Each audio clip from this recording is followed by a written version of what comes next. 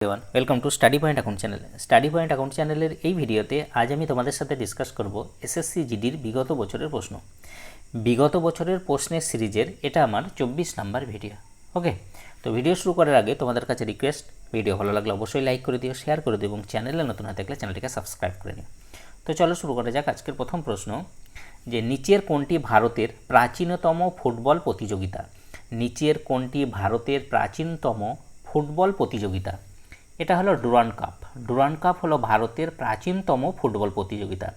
শুধু ভারতেরও নয়, এশিয়ারও যদি বলা হয়, এশিয়ারও প্রাচীনতম ফুটবল প্রতিযোগিতা হলো এই ডুরান্ড কাপ। ডুরান্ড কাপ শুরু হয়েছিল কত সালে? 1888 সালে। প্রথম কোথায় হয়েছিল? সিমলাতে হয়েছিল। ওকে, এবং লাস্ট 2023-এ, এই 2023-এ যে ডুরান্ড কাপ হয়েছে সেটা কে জিতেছে? এটা জিতেছে মোহনবাগান। মোহনবাগান জিতেছে ডুরান্ড কাপ 2023, এবং মোহনবাগান সবথেকে বেশিবার এবং 17বার এই ডুরান্ড কাপ জিতেছে মোহনবাগান। নেক্সট, নিম্নলিখিত ধাতুগুলির মধ্যে কোনটি তাপের সবচেয়ে ভালো পরিবাহী? নিম্নলিখিত যে ধাতুগুলির মধ্যে কোনটি তাপের সবচেয়ে ভালো পরিবাহী? সবচেয়ে ভালো পরিবাহী হলো silver. Option B right answer, silver, যার চিহ্ন হলো এজি, সিলভার, রূপো। ওকে, 2 নম্বরে যদি বলা হয় সবচেয়ে প্রথম অর্থাৎ সবচেয়ে ভালো পরিবাহী হলো সিলভার। 2 নম্বরে কোন ধাতু? 2 নম্বরে যে ধাতুটা সেটা হলো কপার। ওকে, কপার বা তামা বা কপার।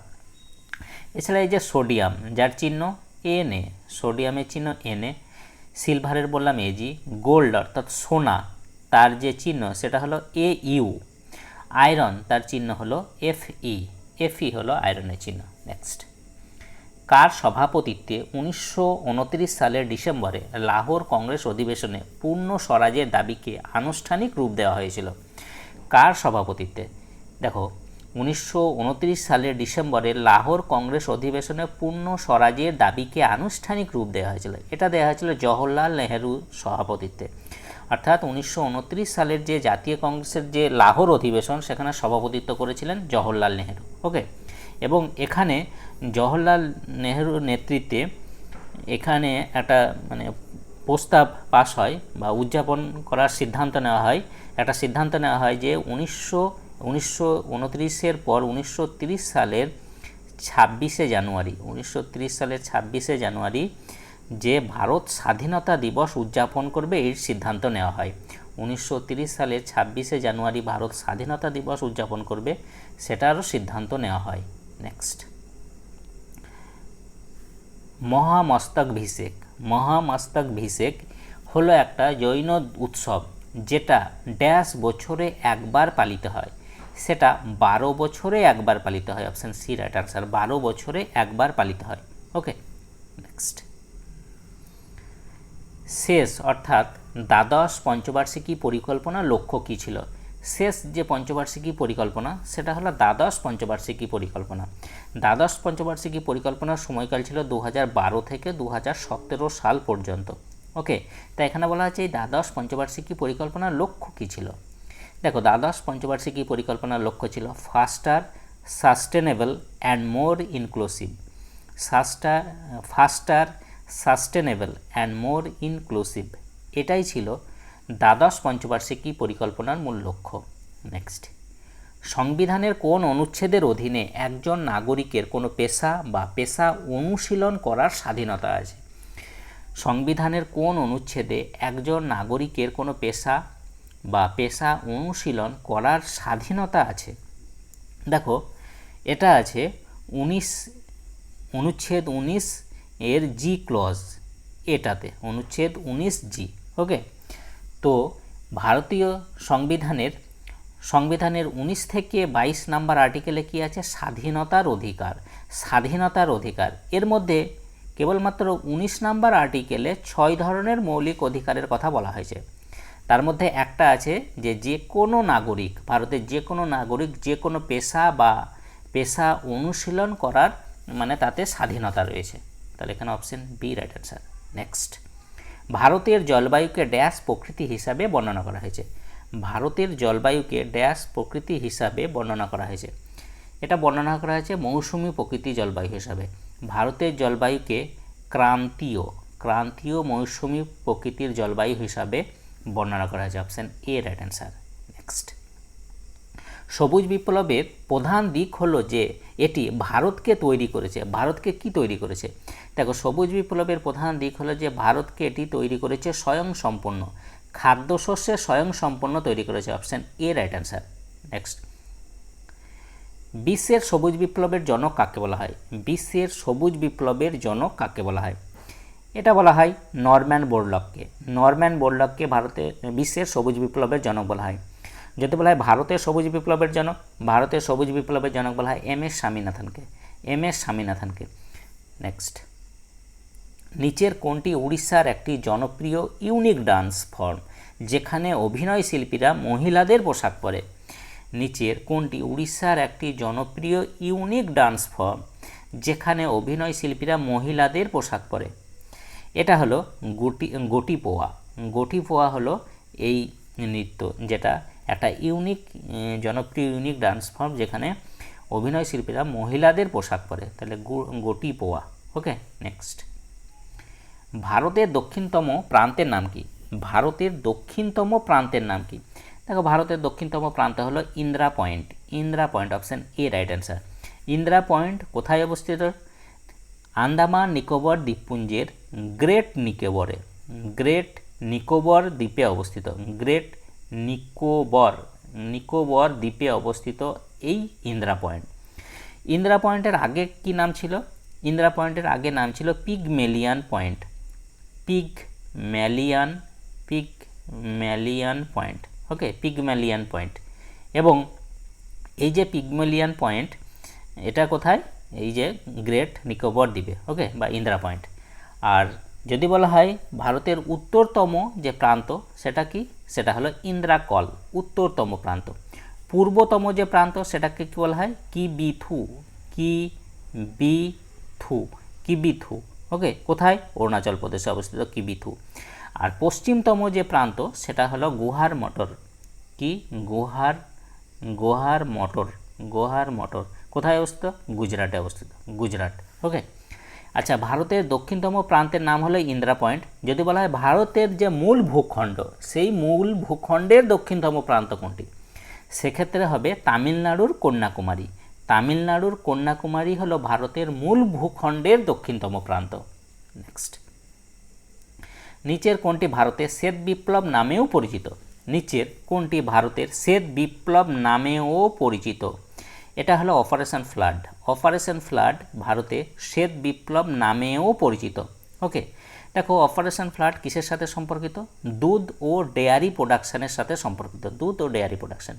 তো এখানে বলা হচ্ছে শ্বেত বিপ্লব। তো এই শ্বেত বিপ্লবের জনক কাকে বলা হয়? Doctor Varghese Kurien. Doctor Varghese doctor Varghese কুরিয়ানকে বলা হয় শ্বেত বিপ্লবের জনক। ওকে, যাকে বলা হয় মিল্কম্যান অফ ইন্ডিয়া বলা হয়। নেক্সট, ত্রিপুরার খার্চি পূজায় কয়টি দেবতার পূজা করা হয়? ত্রিপুরার যে খার্চি পূজা, সেই পূজায় কতগুলি দেবতার পূজা করা হয় বা কয়টি দেবতার পূজা করা হয়? এটা করা হয় 14টি দেবতার পূজা। Option C right answer. 14টি দেবতার পূজা করা হয়। খার্চি পূজা কতদিন ধরে চলে? 7 দিন ধরে চলে। কোন মাসে হয় খার্চি পূজা ত্রিপুরার? আষাঢ় মাস নাগাদ খার্চি পূজা হয়। নেক্সট, এলাহাবাদ প্রশস্তি বা প্রয়াগ প্রশস্তির রচয়িতাকে? এলাহাবাদ প্রশস্তি বা প্রয়াগ প্রশস্তির রচয়িতা তিনি হলেন হরিসেন। হরিসেন হলেন এলাহাবাদ প্রশস্তি বা প্রয়াগ প্রশস্তির রচয়িতা। হরিসেন ছিলেন সমুদ্রগুপ্তের সভাকবি। নেক্সট, কলামণ্ডলম কল্যাণী কুট্টি আম্মা কোন শাস্ত্রীয় নৃত্যের সাথে সম্পর্কিত? কলামণ্ডলম কল্যাণী কুট্টি আম্মা কোন শাস্ত্রীয় নৃত্যের সাথে সম্পর্কিত? তিনি মোহিনী আট্টম শাস্ত্রীয় নৃত্যের সাথে সম্পর্কিত। মোহিনী আট্টম কোথাকার শাস্ত্রীয় নৃত্য? কেরালার দুটি শাস্ত্রীয় নৃত্য, মোহিনী আট্টম ও কথাকলি। কুচিপুড়ি অন্ধ্রপ্রদেশের শাস্ত্রীয় নৃত্য। সাত্রিয়া হলো আসামের ক্লাসিক্যাল ডান্স। আসাম। নেক্সট, নিচের কোনটি গোল্ডেন ফাইবার নামে পরিচিত? এটা হলো পাট বা জুট হলো গোল্ডেন ফাইবার নামে পরিচিত। আচ্ছা, পাট উৎপাদনে ভারতের কোন রাজ্য প্রথম? পাট উৎপাদন সব থেকে বেশি হয় ওয়েস্ট বেঙ্গল, আমাদের পশ্চিমবঙ্গে হয় প্রথম সব থেকে বেশি 1 নম্বরে। 2 নম্বরে হচ্ছে বিহার, 2 নম্বরে হলো বিহার, পাট উৎপাদনে দ্বিতীয় স্থান অধিকার করেছে বিহার, প্রথম ওয়েস্ট বেঙ্গল। একটি রাজ্যে সাংবিধানিক জরুরি অবস্থা জারির জন্য সুপারিশ করার ক্ষমতা কার আছে? একটি রাজ্যে সাংবিধানিক যে জরুরি অবস্থা জারির জন্য কে বা কার সুপারিশ করার ক্ষমতা আছে? এটা আছে রাজ্যের গভর্নর, রাজ্যের governor, option C right answer. রাজ্যের গভর্নর সুপারিশ করবেন রাষ্ট্রপতির কাছে এবং তিনি রাষ্ট্রপতি তখন জাতীয় জরুরি অবস্থা বা যে কোনো ধরনের জরুরি অবস্থা ঘোষণা করেন। রাষ্ট্রপতি 3 ধরনের জরুরি অবস্থা ঘোষণা করতে পারেন। 1 নম্বর জাতীয় জরুরি অবস্থা, 1 নম্বর হলো জাতীয় জরুরি অবস্থা যেটা 352 নম্বর আর্টিকেল অনুসারে তিনি প্রয়োগ করেন। 2 নম্বরে হচ্ছে রাজ্য যে জরুরি অবস্থা, রাজ্য জরুরি অবস্থা যে প্রেসিডেন্সিয়াল রুল যেটা, সেটা তিনি প্রয়োগ করেন 356 নম্বর আর্টিকেল অনুসারে। এবং আরেকটা আছে যেটা আর্থিক জরুরি অবস্থা, আর্থিক জরুরি অবস্থা যেটা প্রয়োগ করেন 360 নম্বর আর্টিকেল অনুসারে। ওকে, জাতীয় জরুরি অবস্থা এখনও পর্যন্ত 3বার ঘোষিত হয়েছে, সেগুলো হলো একবার 1962 সাল, 1971 সাল এবং 1975 সাল। আর্থিক জরুরি অবস্থা এখনও পর্যন্ত একবারও ঘোষণা হয়নি। নেক্সট, হকি দলে কতজন করে খেলোয়াড় থাকে ফিল্ডে? হকি দলের ফিল্ডে কতজন করে খেলোয়াড় থাকে? 11 জন খেলোয়াড় থাকে, option A right answer. Next, নিম্নলিখিত লেখকদের মধ্যে কে তার উপন্যাসে বন্দে মাতরম গানটি অন্তর্ভুক্ত করেছেন? নিম্নলিখিত লেখকদের মধ্যে কে তার উপন্যাসে বন্দে মাতরম গানটি অন্তর্ভুক্ত করেছেন? এটা করেছিলেন Bankimchandra Chattopadhyay, option A right answer, Bankimchandra Chattopadhyay. দেখো, এই যে বন্দে মাতরম গান, এটা জাতীয় কংগ্রেসের 1896 সালে কলকাতা অধিবেশনে প্রথম বন্দে মাতরম গানটি গাওয়া হয় 1896 সালে কলকাতা অধিবেশনে। এবং এই যে বন্দে মাতরম গান, এটা কোথা থেকে নেওয়া হয়েছে? বঙ্কিমচন্দ্রের আনন্দমঠ উপন্যাস থেকে নেওয়া হয়েছে। আনন্দমঠ উপন্যাস থেকে নেওয়া হয়েছে। আনন্দমঠ উপন্যাস কত সালে প্রকাশিত হয়? 1882 সালে আনন্দমঠ উপন্যাস প্রকাশিত হয়। নেক্সট, ভারতীয় সংবিধানের সপ্তম তফসিল কোনটির সাথে সম্পর্কিত? ভারতীয় সংবিধানের 7ম তফসিল কোনটির সাথে সম্পর্কিত? দেখো, 7ম তফসিল কেন্দ্র রাজ্যের মধ্যে যে ক্ষমতার বন্টন সেটার সাথে সম্পর্কিত। কেন্দ্র রাজ্যের মধ্যে ক্ষমতা বন্টন, অর্থাৎ যে কেন্দ্রীয় তালিকা আছে, রাজ্য তালিকা, যুগ্ম তালিকা, এগুলো সবই এই 7ম তফসিলের মধ্যে অন্তর্গত। বর্তমানে কতগুলি কেন্দ্রীয় তালিকা আছে? 100টি। কেন্দ্রীয় তালিকায় কতগুলি বিষয় আছে? বর্তমানে কেন্দ্রীয় তালিকায় কতগুলি বিষয় আছে? 100টি বিষয় আছে। মূল সংবিধানে কত ছিল? মূল সংবিধানে ছিল 97টি বিষয়। রাজ্য তালিকায় বর্তমানে কতগুলি বিষয় আছে? রাজ্য তালিকায় বর্তমানে বিষয় আছে 61টি। আগে ছিল, অর্থাৎ মূল সংবিধানে ছিল 66টি। যুগ্ম তালিকা, কনকারেন্ট লিস্ট, যুগ্ম তালিকায় বর্তমানে কতগুলো সাবজেক্ট আছে? বর্তমানে বিষয় আছে বা সাবজেক্ট আছে 52টি। আগে ছিল কতগুলি? 47টি। এছাড়া এই যে পঞ্চায়েতি রাজ কোন তফসিলে উল্লেখ আছে? 11 নম্বর তফসিলে উল্লেখ আছে, 11 নম্বর। ওকে, মূল সংবিধানে কতগুলি তফসিল ছিল? মূল সংবিধানে ছিল 8টি তফসিল। বর্তমানে মোট কতগুলি তফসিল আছে ভারতীয় সংবিধানে? 12টি তফসিল আছে। নেক্সট, ছট পূজা একটা প্রাচীন হিন্দু উৎসব, এটি কোন মাসে পালিত হয়? ছট পূজা একটা প্রাচীন হিন্দু উৎসব, এটি কোন মাসে পালিত হয়? এটা নভেম্বর মাসে পালিত হয়, option B right answer. November মাসে পালিত হয়। কোন দেবতার পূজা করা হয়? সূর্য দেবতার পূজা করা হয় ছট পূজাতে। নেক্সট, সমুদ্র থেকে দূরত্ব বাড়লে কী ধরনের আবহাওয়ার অভিজ্ঞতা হয়? সমুদ্র থেকে যত দূরত্ব বাড়ে, সেই দূরত্ব বাড়লে কী ধরনের আবহাওয়ার অভিজ্ঞতা হয়?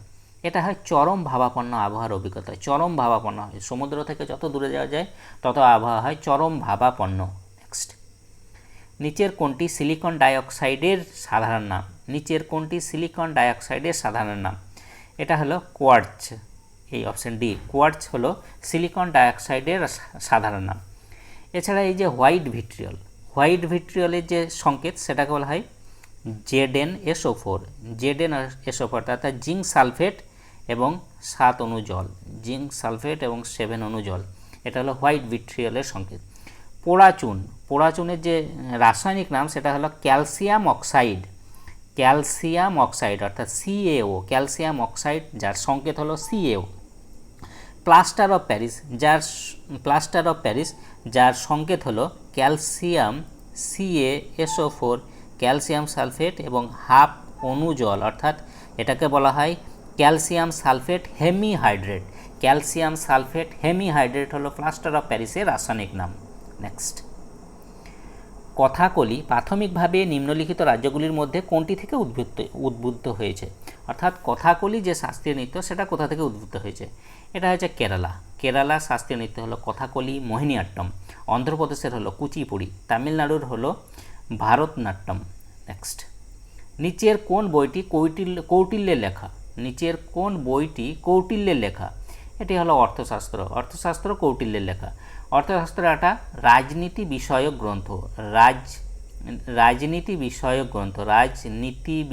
গ্রন্থ এবং এটা কোন ভাষায় লেখা? সংস্কৃত ভাষায় লেখা। কৌটিল্য আর কি নামে পরিচিত? কৌটিল্য চাণক্য নামে পরিচিত, বিষ্ণুগুপ্ত নামে পরিচিত, এছাড়া ভারতের ম্যাকিয়াভেলি বলা হয় এই কৌটিল্যকে। নেক্সট, একটি হকি ম্যাচে কত মিনিটে হাফ টাইম হয়? এটা হয় 30 minute. Option B right answer, 30 minute. বার্ষিক আর্থিক বিবৃতি পেশ করার সাংবিধানিক প্রয়োজনীয়তা ভারতের সংবিধানের কোন অনুচ্ছেদে দেওয়া হয়েছে? কি যে বার্ষিক আর্থিক বিবৃতি পেশ করার যে সাংবিধানিক প্রয়োজনীয়তা ভারতের সংবিধানের কোন অনুচ্ছেদে দেওয়া হয়েছে? এক কথায় এটা বলতে গেলে যে বাজেট, সেটা সংবিধানের কোন আর্টিকেলে উল্লেখ আছে? এটা হলো অনুচ্ছেদ 112। দেখো, ভারতীয় সংবিধানে বাজেট বলে কোনো কথা উল্লেখ নেই। যেটা আছে 112 নম্বর আর্টিকেলে, সেটা হলো অ্যানুয়াল ফিনান্সিয়াল স্টেটমেন্ট, অর্থাৎ বার্ষিক আর্থিক বিবৃতি। এটা উল্লেখ আছে 112 নম্বর আর্টিকেলে, ওকে, যেটাকে বলা হয় বাজেট। ওকে, এছাড়া 123 নম্বর আর্টিকেলে কি হয়? 123 নম্বর আর্টিকেল অনুসারে রাষ্ট্রপতি অর্ডিন্যান্স জারি করতে পারেন 123 নম্বর আর্টিকেল অনুসারে, আর রাজ্যপাল অর্ডিন্যান্স জারি করতে পারেন 213 নম্বর আর্টিকেল অনুসারে। নেক্সট, মিলখা সিং, যাকে বলা হয় উড়ন্ত শিখ, তিনি প্রথম ভারতীয় যিনি নিম্নলিখিত কোন খেলায় স্বর্ণপদক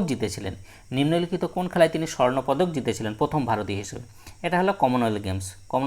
কত সালে? 1958 সালের কমনওয়েলথ গেমসে। আচ্ছা, এই কমনওয়েলথ গেমস থেকে একটা প্রশ্ন আসে যে এই কমনওয়েলথ গেমস আগে কি নামে ছিল? আগে এর নাম কি ছিল? সেক্ষেত্রে হবে ব্রিটিশ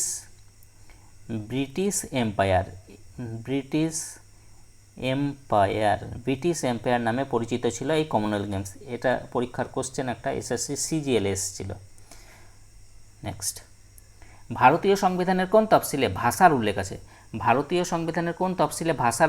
এটা আছে অষ্টম তফসিলে ভাষার উল্লেখ আছে। মূল সংবিধানে ছিল 14টি ভাষা, বর্তমানে কতগুলি ভাষা আছে? অষ্টম তফসিলে 22টি ভাষা আছে। নেক্সট, নিচের কোনটি লু এর কারণে হয়? এটা হলো হিট স্ট্রোক, এটা হয় লু এর কারণে, ঠিক আছে? তাহলে অপশান সি রাইট অ্যান্সার। তো এই ছিল SSC জিডির বিগত বছরের প্রশ্ন থেকে কিছু প্রশ্ন। যদি তোমাদের ভিডিওটা ভালো লাগে অবশ্যই লাইক করে দিয়ে শেয়ার করে দেবো এবং চ্যানেলে নতুন থাকলে চ্যানেলটিকে সাবস্ক্রাইব করে নিও। তাই এ পর্যন্ত, ওকে, বাই।